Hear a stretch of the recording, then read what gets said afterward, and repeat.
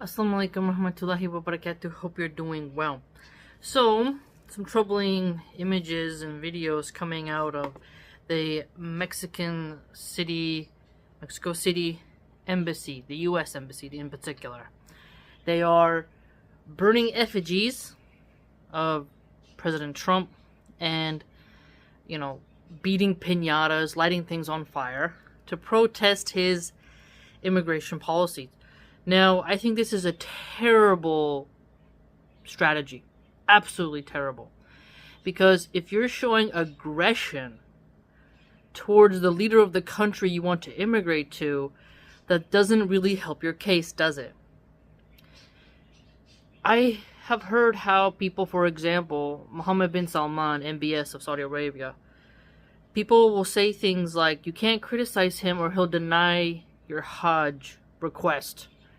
Others have said, if you speak out in China against the leader Xi Jinping, you're gonna get, some secret police. If you look out through history, those who really railed against the leader of a country that they wanted to visit wasn't the smartest idea. If you don't like the new policies, my suggestion would be to show the humane side of, look how hard these people work. Look at these family values. Appeal to the Christian brotherhood, right? Because many of the Latinos are Catholic. So they should be appealing to the Christian ethos. Even though white nationalist Christians, they have no fraternity with their non-white believers. Okay? And you don't persuade someone by getting imagery of them and lighting them on fire. When has that ever worked? If you want to raise from your boss, you don't send him videos of you lighting his picture on fire or putting his picture on a watermelon and then blasting it up with your AK.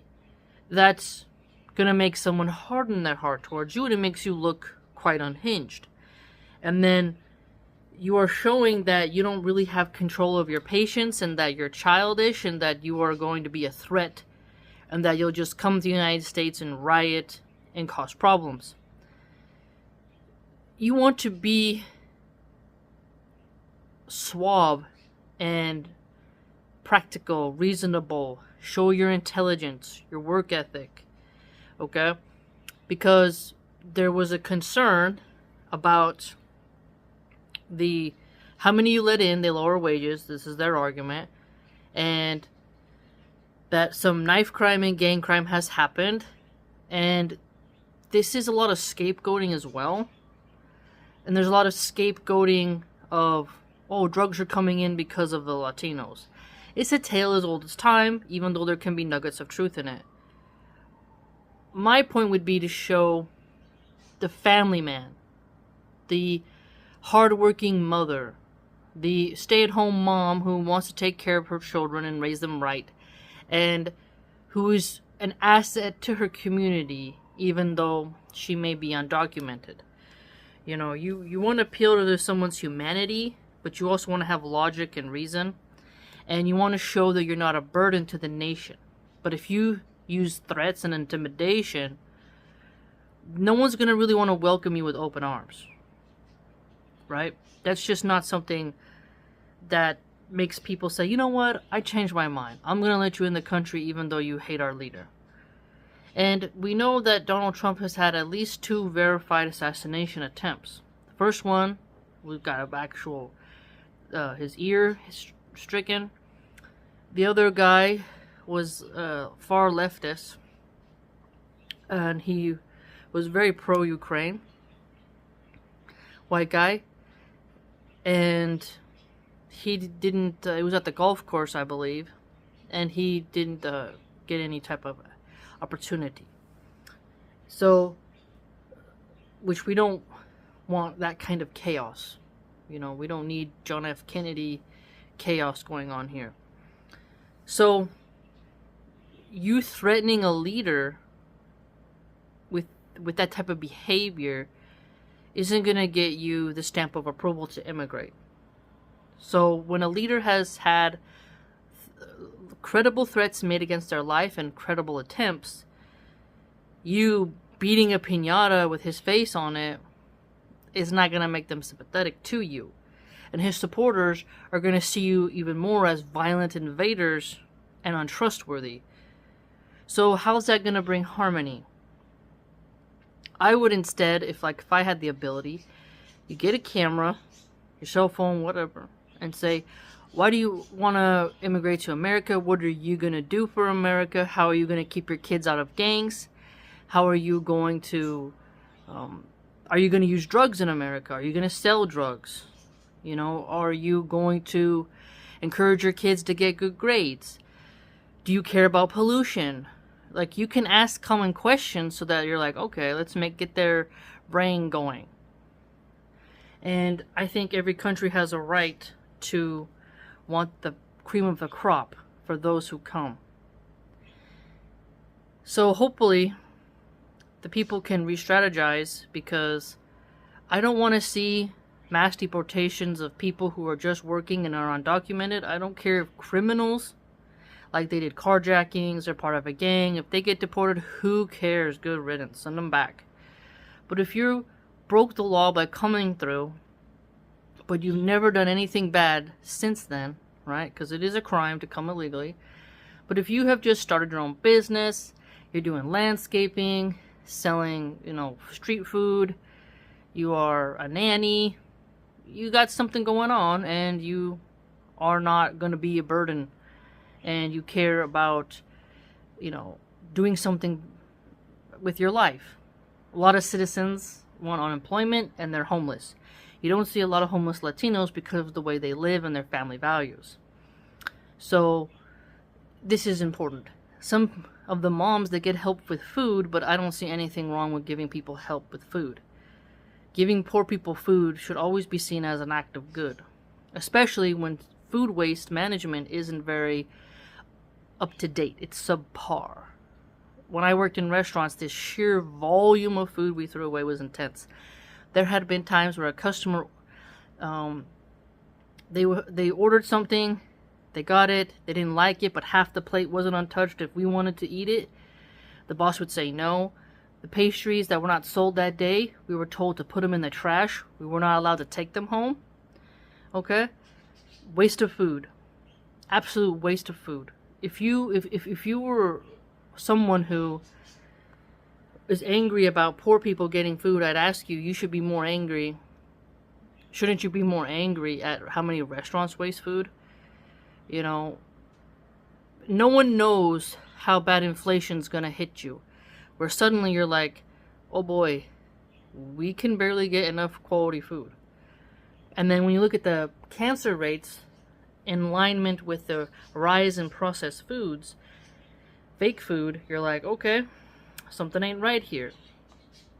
And if you recall, during the lockdowns, during the sweet and sour sniffles pandemic, there were dairy farms that were dumping gallons of milk. Look it up. Dairy farms dumping milk, type in the keywords. Or vegetables left to rot in the field during lockdowns. Not enough workers to work. Boop. Like, you can see these stories where food waste was just immense. Okay?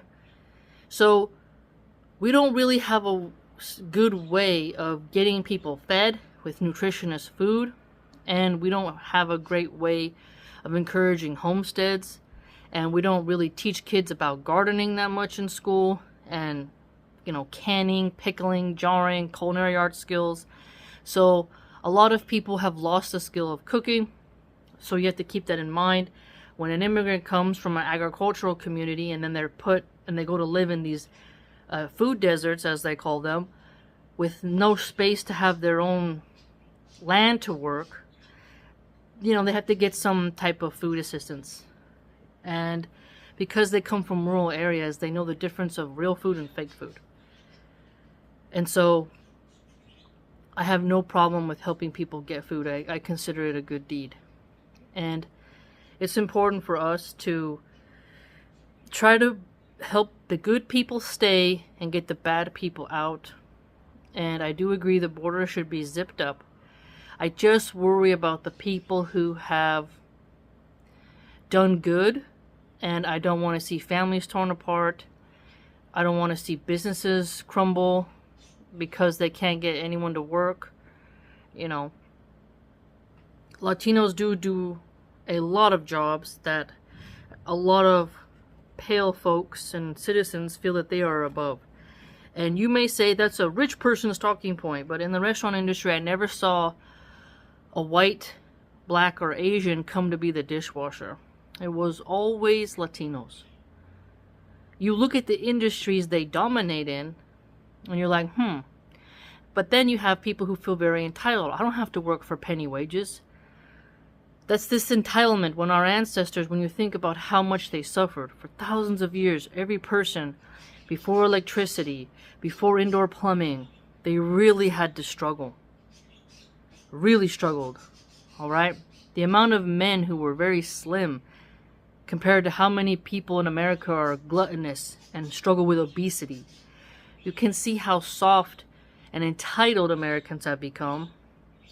And they think they're better than going through the Great Depression type of era, which past Americans understood.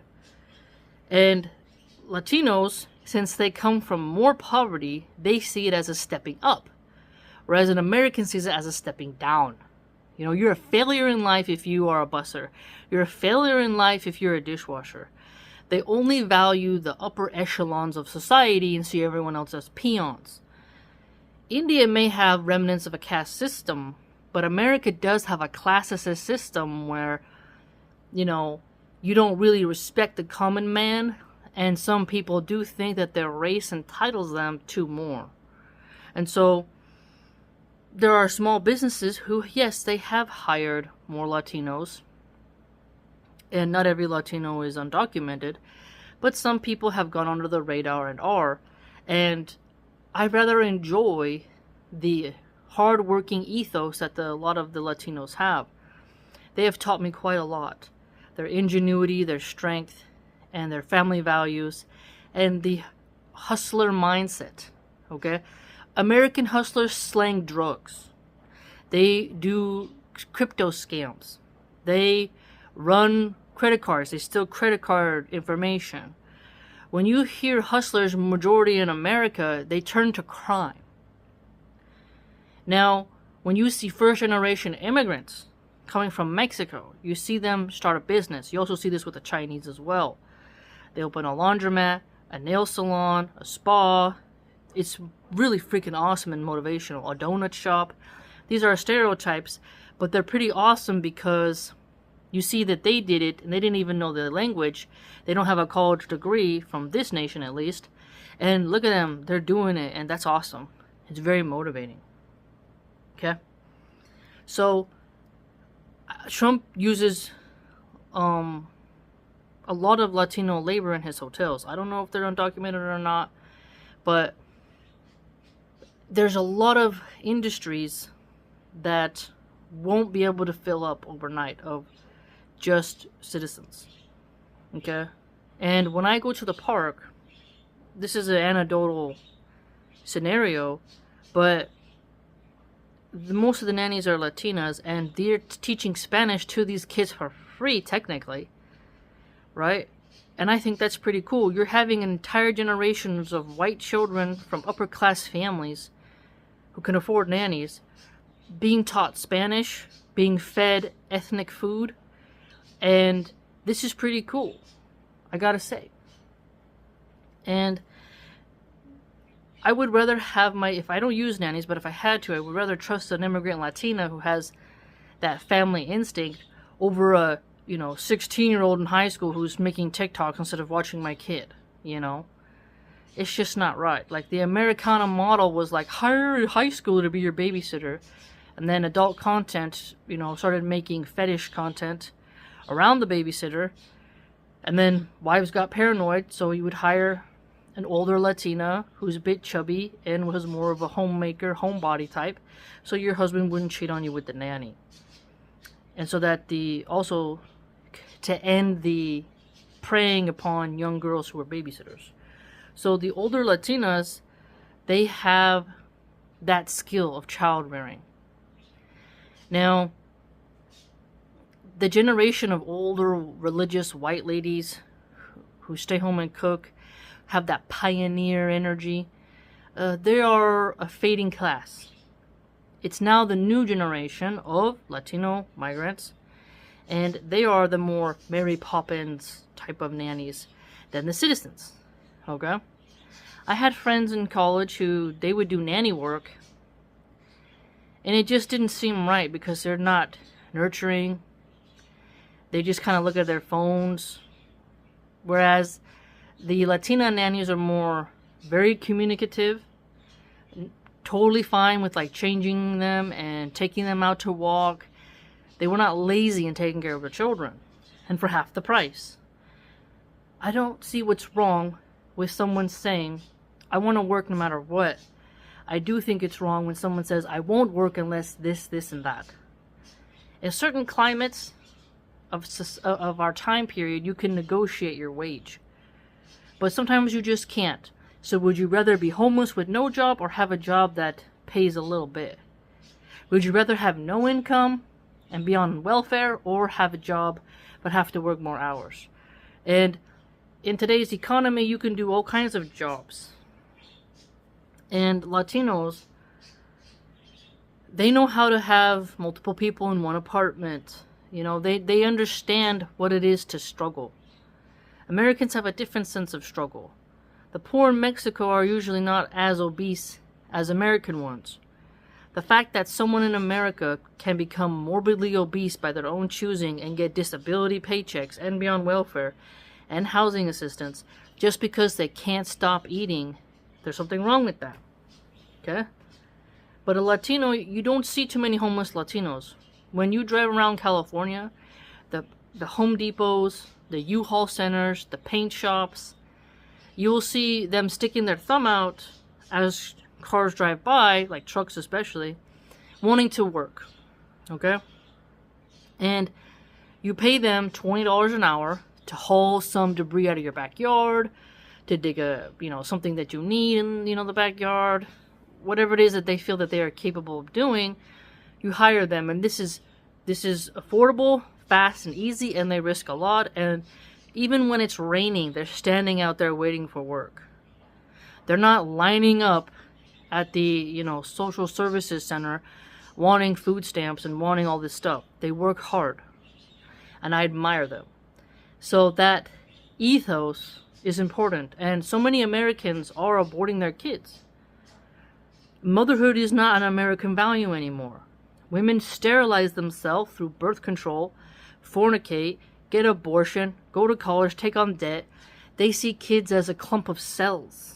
You don't see this negative, evil energy towards children from the Latino communities who love to have kids. And they have traditional values. They're not wokeified.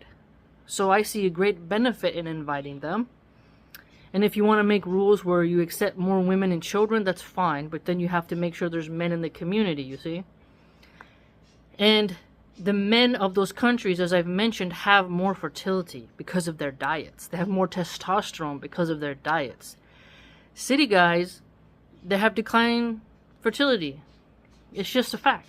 Okay, everyone's complaining about birth rates. Liberals, they abort. That's fine with them. Conservatives still get their teens on birth control and would probably still use abortion if their 16-year-old got pregnant. Whereas 200 years ago, you were 16 and had a baby, that was life, but things have changed. Culture changes. So they see fertility not as a blessing, but as something to be managed and worried about. So if America wants to stay on top, they have to replace breeders. Like, you need to bring breeders into the country. You can't have a population who says, we're too good to have kids. We want to be able to go on cruises and travel and drink and use drugs and keep all our money for ourselves. Kids are a drain on finances. I've shared tons of articles on my blog where you see the anti-child, anti-natalist propaganda. And Russia, as I shared before in another video, has banned anti-natalist propaganda. and has promoted 8-child families. Look it up. Okay? So, if you want to go the Japan route and just watch your society crumble because no one wants to have kids, well, you can't maintain your military power. And America has made a lot of enemies. So, how are you going to bulk up the military if no one's having kids? You need to allow hardworking people in who believe in fertility and family to bulk up your numbers. Okay? It's just a fact. American blacks, look up the data, they are the #1 race to abort their children. And then whites have a high rate of not valuing the children and aborting. So let us do better. Let us invite them in, the good ones, deport the bad. And I hope that these people, these protesters, can think of a smarter way to convince and persuade. Take care.